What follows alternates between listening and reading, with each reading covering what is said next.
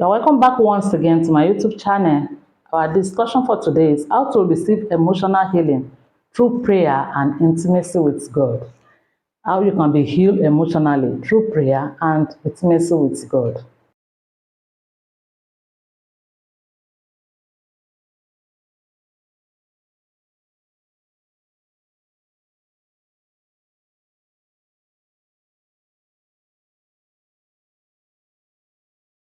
Philippians chapter 4, verse 6 and 7 reads, "Do not be anxious about anything, but in every situation, by prayer and petition, with thanksgiving, present your requests to God, and the peace of God, which transcends all understanding, will guard your hearts and your mind in Christ Jesus."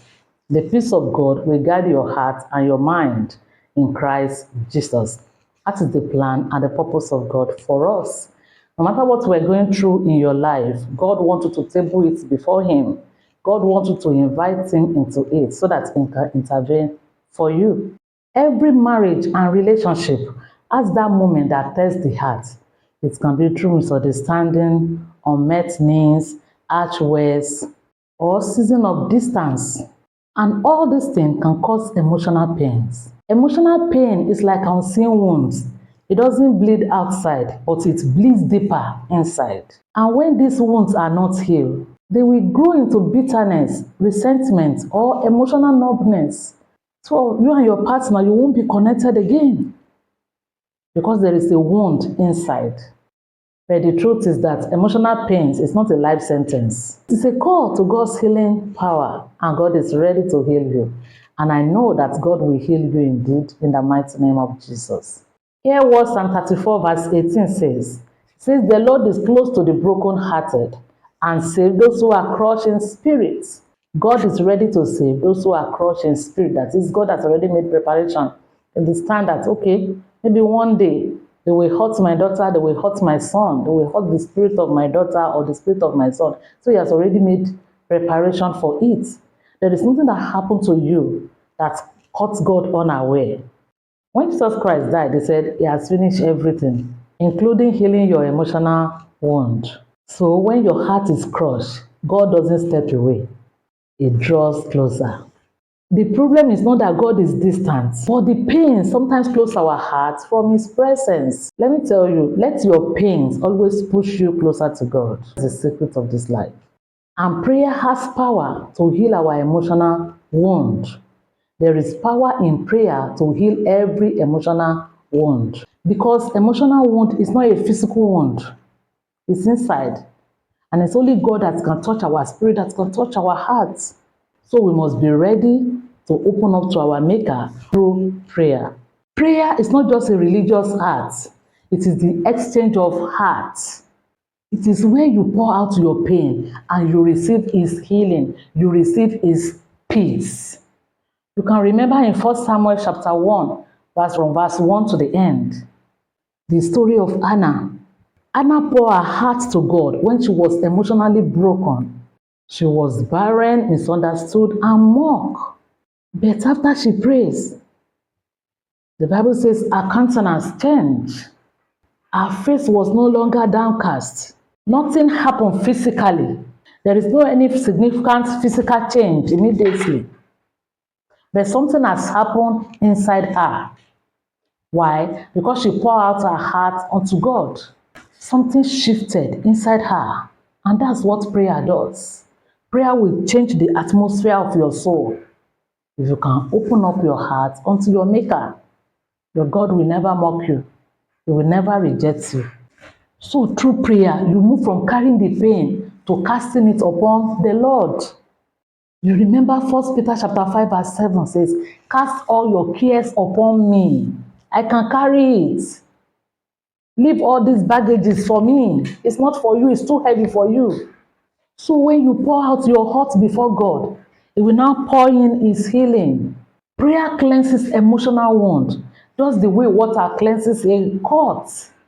Prayer will remove spiritual toxins of bitterness, fear, resentment, unforgiveness, and replace it with God's peace and truth. You will even receive hope. And from prayer, you now shift to the level of the intimacy with God. That is the first step. That is the path to lasting healing. Intimacy with God is more than spending time with Him. It's allowing God into the deepest places of your pain. Psalm 23 verse 3 says, He restoreth my soul.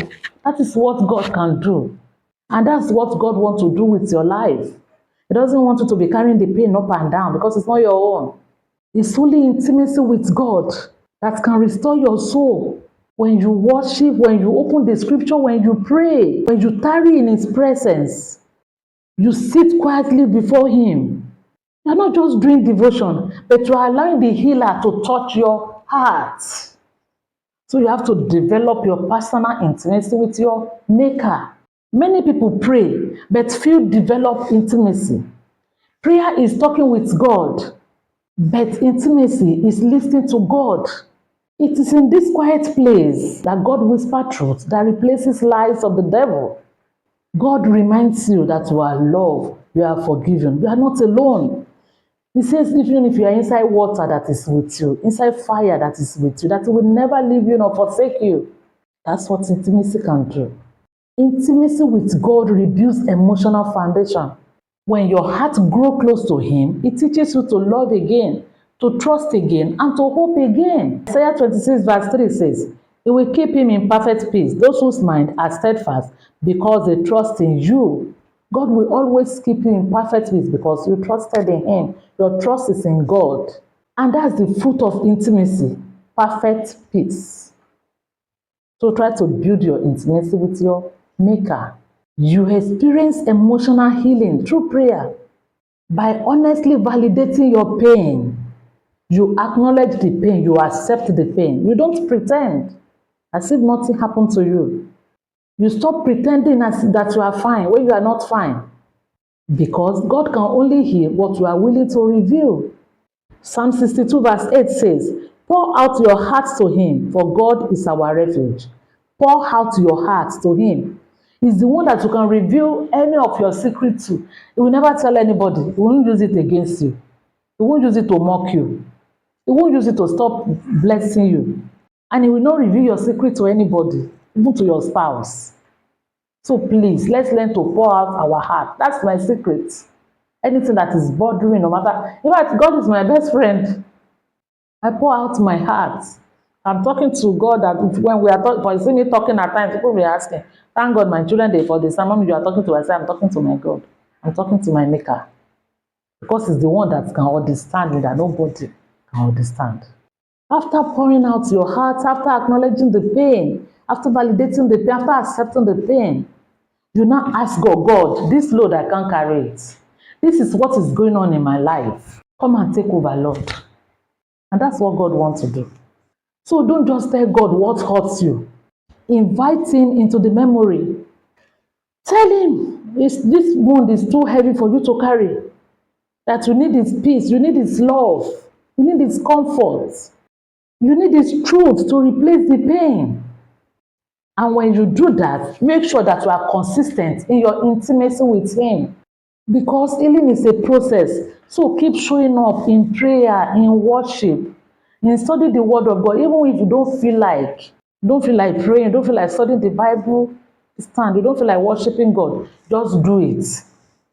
That's how to slap the devil. And as you stay in God's presence, you know what will happen? The layers of the pains will begin to fall off. 2 Corinthians chapter 3 verse 18 says, we are being transformed into His image from glory to glory. That transformation includes emotional restoration. It's ready to transform you. It's ready to restore you emotionally.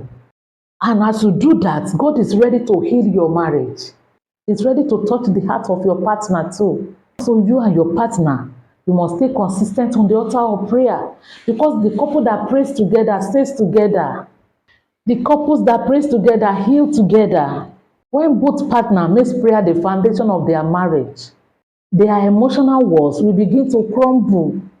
That's what God wants to do in your life, in your marriage. But God cannot do it without two of you stay consistent on the altar of prayer. The problem that we are having in society nowadays is that so many couples, they don't even pray, let alone of praying together. Why? You have forgotten that your marriage is the foundation of your own generation. And devil wants you to fail in that area. Devil hates marriage. So please stay consistent on the altar of prayer, you and your partner. James 5:16 says, confess your faults to one another and pray for one another that you may be healed. And pray for one another that you may be healed. You know, there is nothing that we need. There is no question in our hearts. That the answer is not in the scriptures. That's why I'm reading different scriptures for you. Because it's not about my word, it's about the word of God. It's the one that has power. It is the word of God that has power to heal your heart, to heal your home.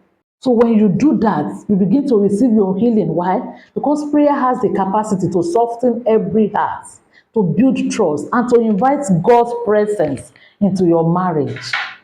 A marriage without prayer is like a body without breath.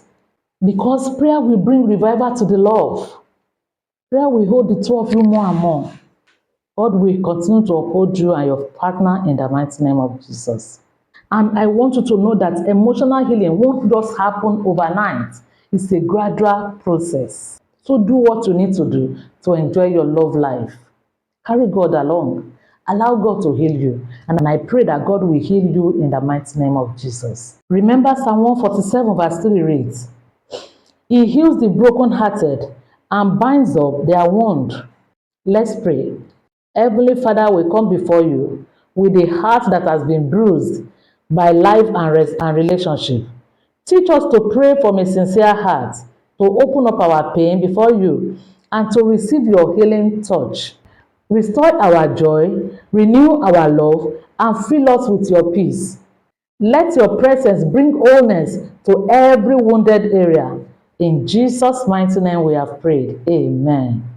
Please, if this message bless you, don't forget to hit the like button, share, comment, and subscribe to this YouTube channel.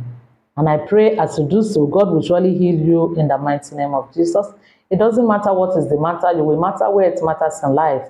In Jesus' name. See you at the top. I love you. Shalom.